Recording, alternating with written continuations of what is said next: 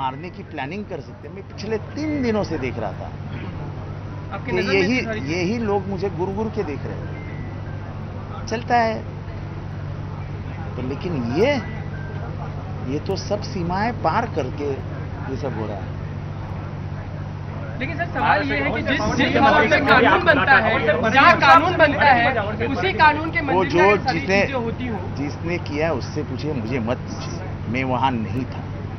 आपको शायद मालूम नहीं, मेरा भाषण समाप्त होने के बाद मैं बाहर चला गया, और मैं बाहर जाने के बाद जैसे ही उनके ध्यान में आया कि जितेंद्र आव्हाड तो नहीं है, तभी उन लोगों ने जाके नितिन को, तो आप जिनको सवाल पूछना है उनको पूछिए। कल जो गाली गलौज हुई, क्या उसका पर्यवसन आज आप देख रहे हो? वो उनसे पूछिए, आप उनसे पूछिए,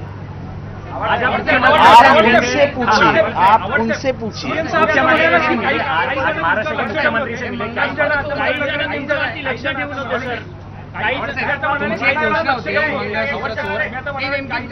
प्रकरण काय नेमकं, ते मंगळसूत्र चोरी प्रकरण नेमकं काय आहे?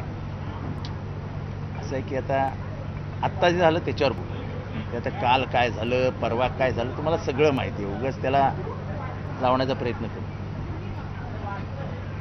सभागृहातलं माझं भाषण ऐकून मी बाहेर पडलो आणि कोणाला कळण्याच्या आत मी माझ्या गाडीकडे गेलो। गाडीत बसून मी माझ्या सवयीप्रमाणे एक टर्न मारून डोकं शांत करण्यासाठी, भाषण माझं 1.25 तास चाललं होतं, आणि मी बाहेर पुढे गेलो आणि मला फोन आला की नितीनला मारला, आणि मी परत आलो। आणि परत आल्यानंतर जी मी कहाणी ऐकली आणि जे काही व्हिडिओमध्ये बघितलं, सरळ सरळ नितीनवर हल्ला करण्यात आला, आणि त्यांचं प्लॅनिंग मला मारण्याचं होतं। कोण होतं हे माणसं, कोण आहेत? हे काय कार्यकर्ते होते? हे सगळे खुनातले, दरोड्यातले मकोकाचे आरोपी आहेत। मकोकाचे आरोपी विधिमंडळात येतात, हल्ले करतात। ही संसदीय लोकशाहीचं मंदिर आहे। आतमध्ये खूप वेळा खूप मोठे मोठे वाद होतात, पण बाहेर येऊन हात मिळवूनच माणसं घरी जातात। ही या सभागृहाची परंपरा आहे। गोपीनाथ मुंडे विरुद्ध पद्मसिंह पाटील, अशा अनेक लढाया आम्ही बघितल्या लहानपणापासून। असं कधी नाही बघितलं, कधीच नाही। हे जे काय आज झालं त्याच्याने म्हणजे मानसिक धक्का बसला।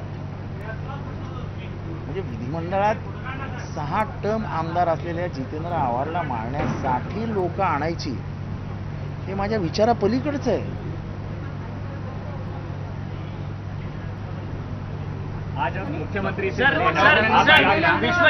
विश्वजित कदम तुम्हाला लॉबीमध्ये सुद्धा भेटले। तो ऋषिकेश टकले जो हाणामारीमध्ये होता तो विश्वजित कदम यांच्या मतदारसंघातला आहे। विश्वजित कदम देखील म्हटलेत की तो मकोक्यातला आरोपी आहे म्हणून। असं की माझं तेच म्हणणं आहे की कुठल्या पद्धतीची लोक आतमध्ये घेऊन यायची। आता आम्ही याच्यात काय बोलायचं? मकोकाचा आरोपी आतमध्ये येतो, असा रागाने बघतो, आणि आम्ही मानाखाला घालून चालायचं? काय चालू आहे काय?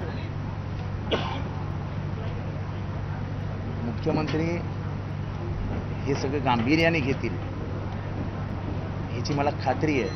आणि बावनकुळे साहेबांनी मला सांगितलं की जितेंद्र मी करतो काय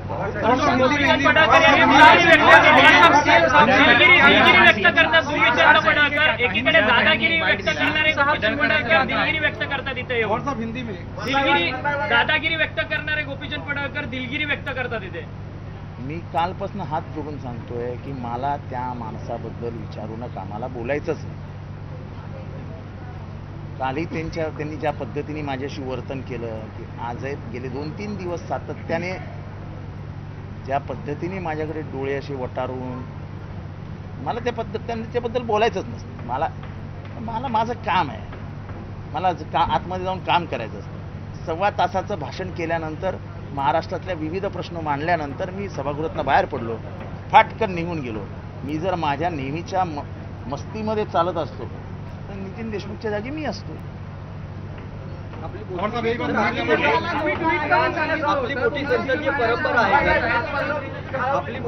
मी आज सभागृहाच्या पटलावर पण आणलंय।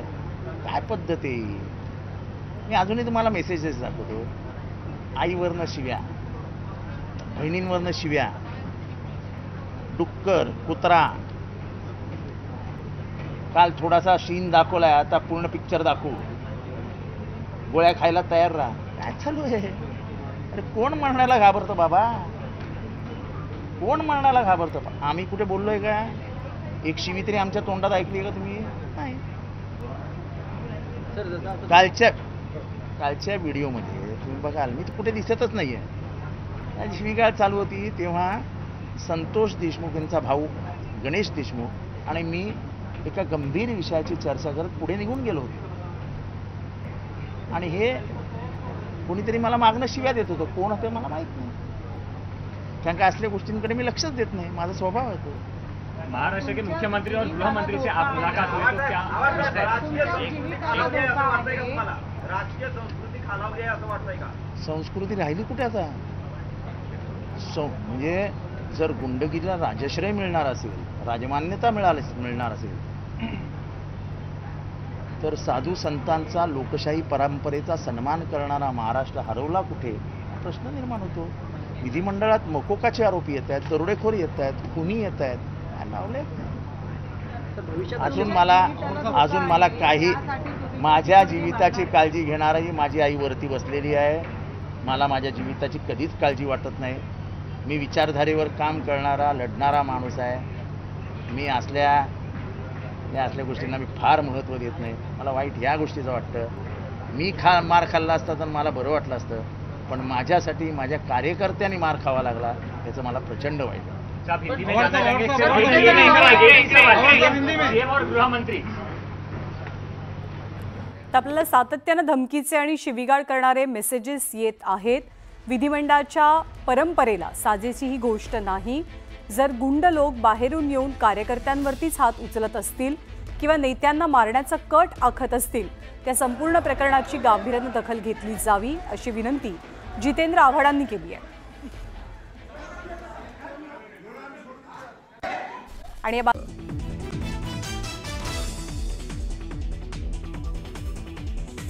गोपीचंद पडळकर आणि जितेंद्र आव्हाडांमधला वाद विकोपाला.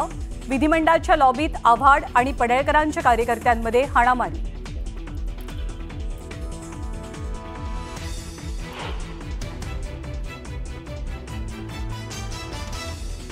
विधिमंडळाच्या लॉबीतल्या राड्यानंतर भाजपचे आमदार गोपीचंद पडळकरांची दिलगिरी. पडळकरांनी केली चंद्रशेखर बावनकुळेंसोबत चर्चा.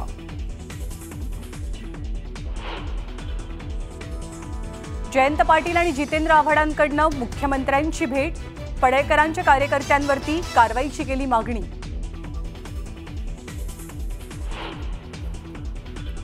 विधानभवनाच्या लॉबीत घडलेली हाणामारीची घटना चुकीची. राड्यासंदर्भात विधानसभा अध्यक्षांनी कारवाई करावी, मुख्यमंत्र्यांचं विधान.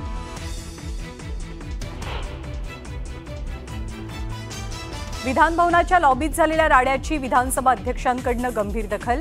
विधानभवनातल्या पोलिसांकडनं मागितला अहवाल.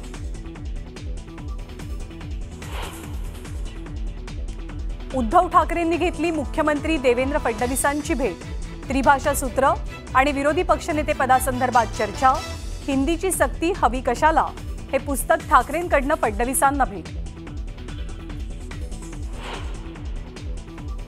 भास्कर जाधव आणि आदित्य ठाकरेंवर कारवाईसाठी शिवसेना आक्रमक. विधानसभा अध्यक्ष निर्णय घेण्याची शक्यता. तर दम असल्यास कारवाई करून दाखवा, आदित्यांचं आव्हान. महाविकास आघाडीचे नेते उद्या राज्यपालांना भेटणार. जनसुरक्षा विधेयकावरती स्वाक्षरी करू नका अशी विनंती करणार. काँग्रेसच्या प्रदेशाध्यक्षांकडनं उद्धव ठाकरेंची भेट.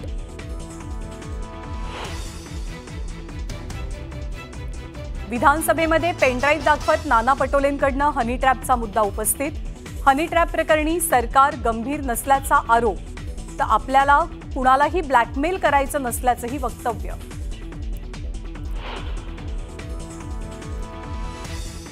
राईट टू रिप्लायवरनं विधानसभेत तुफान राडा. आमच्या प्रश्नांची उत्तरं दिलीच नाहीत, आम्हाला सरकारकडनं उत्तरं हवीत. हातवारे केल्यानंतर भास्कर जाधवांसह आदित्य ठाकरे आक्रमक.